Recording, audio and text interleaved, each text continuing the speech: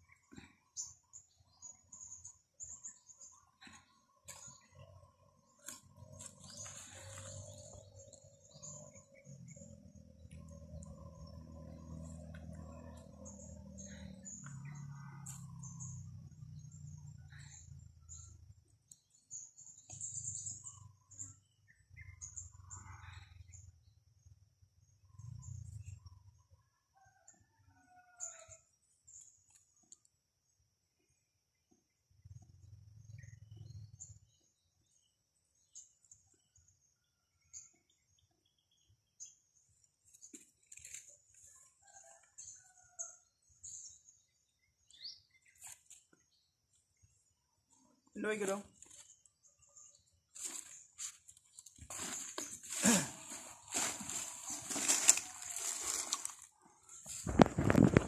Hello, welcome back to my channel again.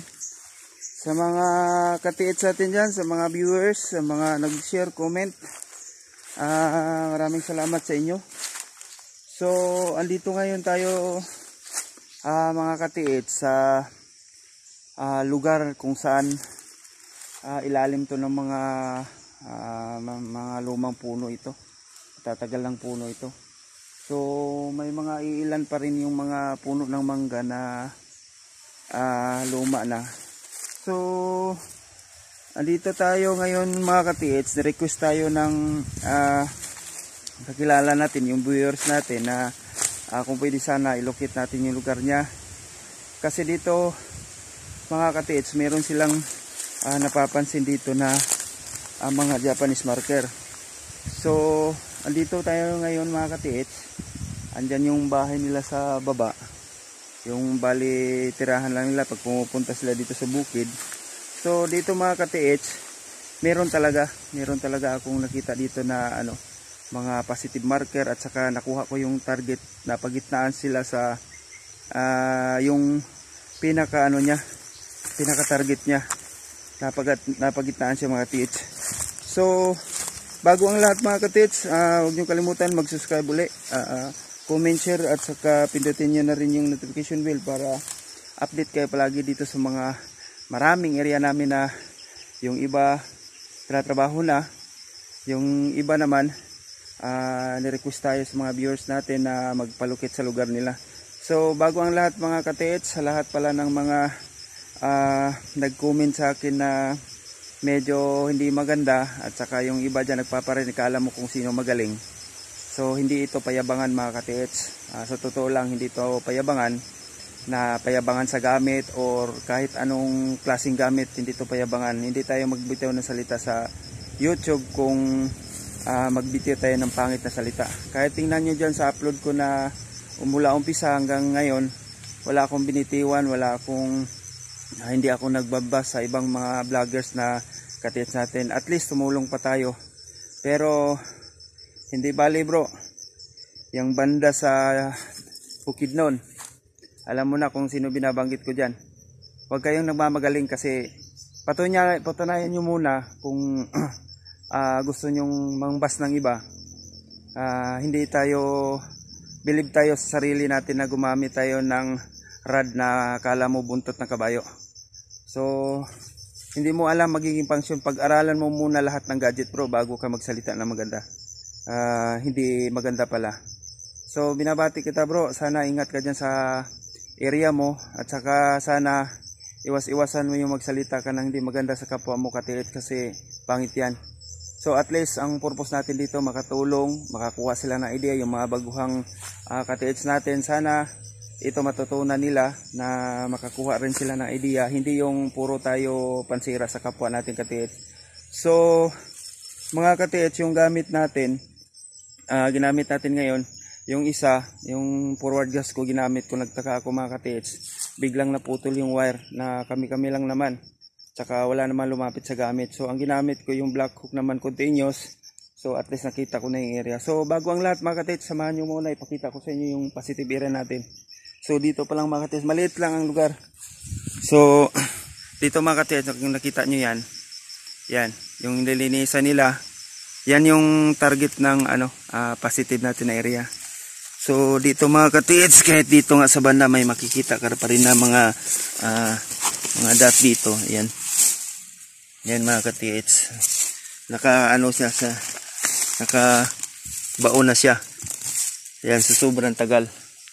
So dito mga katiits, nakita ko lahat yung area niya, yung mga markers niya, at saka yung tawag nito, yung pinaka target ng area natin.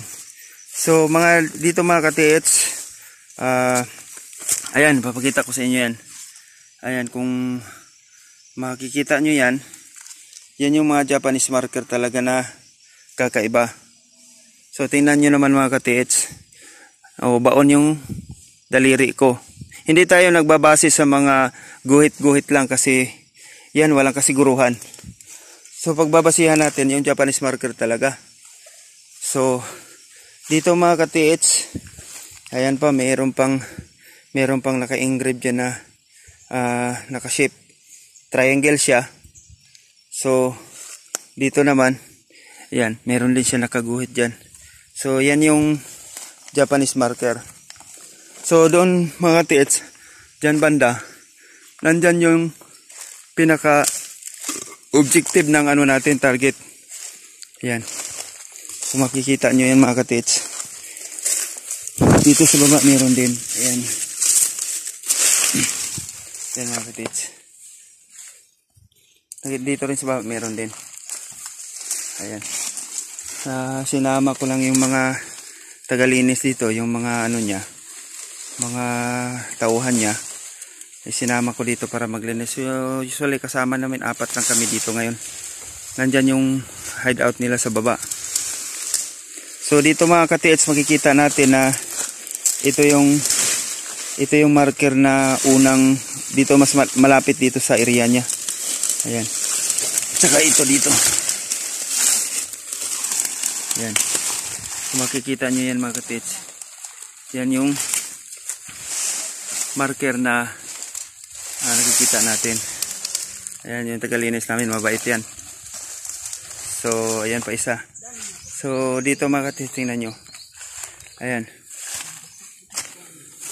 Ayan yung mga Japanese marker talaga na malalim siya. So ito mga ka-TH yan, kung nakikita nyo yan. So dito naman sa kabila, ito yun. Ayan. Ayan yung mga ka-TH. Yan yung mga marker natin, pati yung nilinisan niya. Okay na yan Dong, tama na yan Dong. Dong, tama na yan. Para makita lang natin yung kuha niya, area niya engrave. Ayan mga ka-TH, kung nakita nyo yan. Ayan, biniak na bato, sinadya. Ayan. So, yung pointer natin mga ka-TH yan. Ito yung target natin, yung parang tanggalin mo yung dahon. Ayan. Itong isa. Yan. Yan ka-TH, yung parang may shape siya na heart. Na yung isa, biak. So ito yung pinaka-target natin sa area nung nilokit natin, ginamitan natin yung scanner. So, ayan, ka-TH, papakita ko sa inyo yung gamit natin. Kasi bigla naputol yung isa, hindi ko alam kung bakit. Ito. Yan mga ka-TH. Yan, biglang naputol siya. So, ground yan siya dito. Yan, naiwan pa yung kwan. Naiwan pa yung putol niya. So, dyan ko lang siya tinusok. So, hindi ko alam kung bakit ganun. So, ayan mga ka-TH, kung makikita nyo yung marker na yan. Linisan mo maigi ano, yung butas. Ayan. So, yan na. Kung makikita nyo yan, yan. Mula dito sa X, kung makikita nyo may X yan. Ayan. Ayan. Magmula dito sa X, papunta doon sa parang inukit siya na box. Papunta doon sa parang ano siya, tawag nun, spoke na may dot sa gitna. Ayan. Saka dyan sa biak. So isa-isahin natin lapitan. Pero yung area niya mga ka-TH, yung target ng ano, kung makikita nyo yung alignment ng bato, 1, 2, 3, 4, 5. Dyan sa gitna naka-target yung scanner natin. So yan yung una mga ka-TH. Yan. Yan yung unang marker. X. Kung makita nyo yan, X yan. Tapos may dot dito, pointing dyan. Ayan. May X, may dot dito, double dot. Tapos yan. X yan. Tapos ayan mga ka-TH yan. Yan, X. So mula dyan, punta tayo dito. Sa kabila, ito yung isa. Yan. Yan mga katits. Parang inukit siya. Tapos doon, parang letter H siya. Tapos, hindi naman siya para H talaga kasi hindi siya pantay. Pero nakikita ko dito, X din siya uli. Ayan. X din siya uli. Yan. Isang X dyan. Ito na naman yung X isa. Yan. Saka makikita nyo yan dito. Parang binawasan to na parang box siya.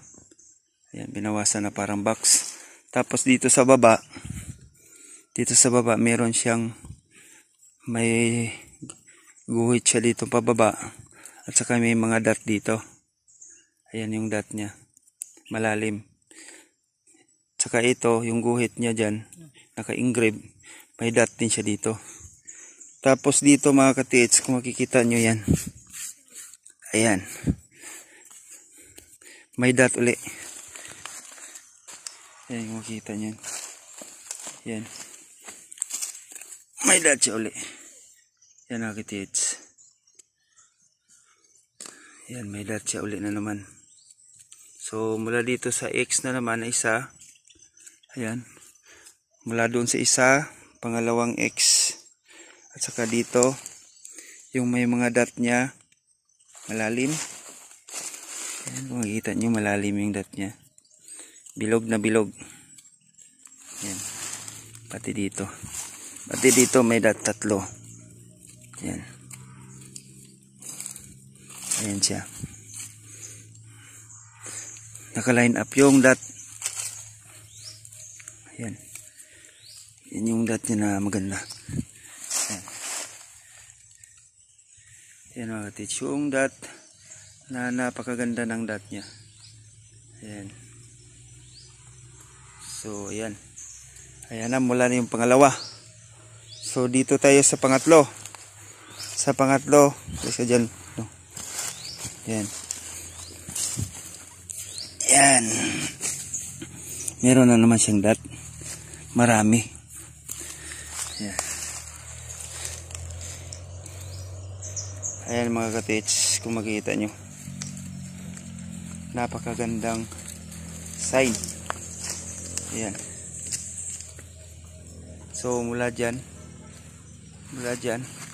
saka doon isa, yung may X na yon. Ayan, nakikita natin yan. Naka-circle siya lahat. Tapos, pagdating dyan, tanggalin mo yung bato isa doon, yung nasa biyak. Yan. Hindi. Yung dahon na lang.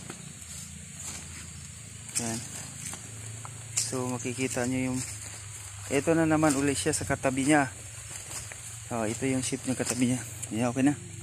Ayan. Ayun na naman. May 5 siyang dot. 1, 2, 3. 1, 2, 3, 4, 5. 6 pang palaki. So yan yung magandang mga dot. So pagdating dito sa kabila, ayan na. Ayan na yung makikita nating objective area. Biniak siya. Makikita nyo biniak siya. Tapos may naka-engrave doon. Na-engrave dito. Tapos dito ang pointing niya. Pero nung na-locate siya ng area, nang gamit natin dito siya. Yan sa may heart. Yan sa may heart na naka-flat. Yan, tapos biak din yan. Tapos ito biak din to. Tapos ito biak din. So ayan na, kung makikita nyo yan. Kung dito natin titingnan, ayan na yung magiging forma niya. Ayan. Ito, tsaka yan, tsaka yun, yun, tsaka dun X. Puntahan natin. Medyo malabo dito. Ayan. Dito ka daw.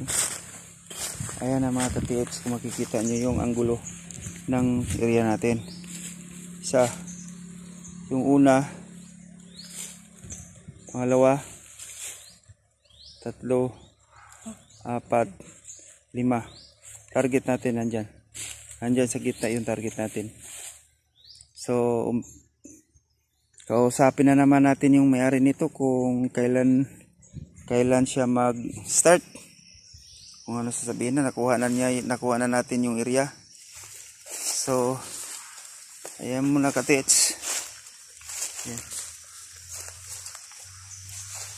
Yan na muna ipapakita natin. Ayan, pati dito, pati dyan,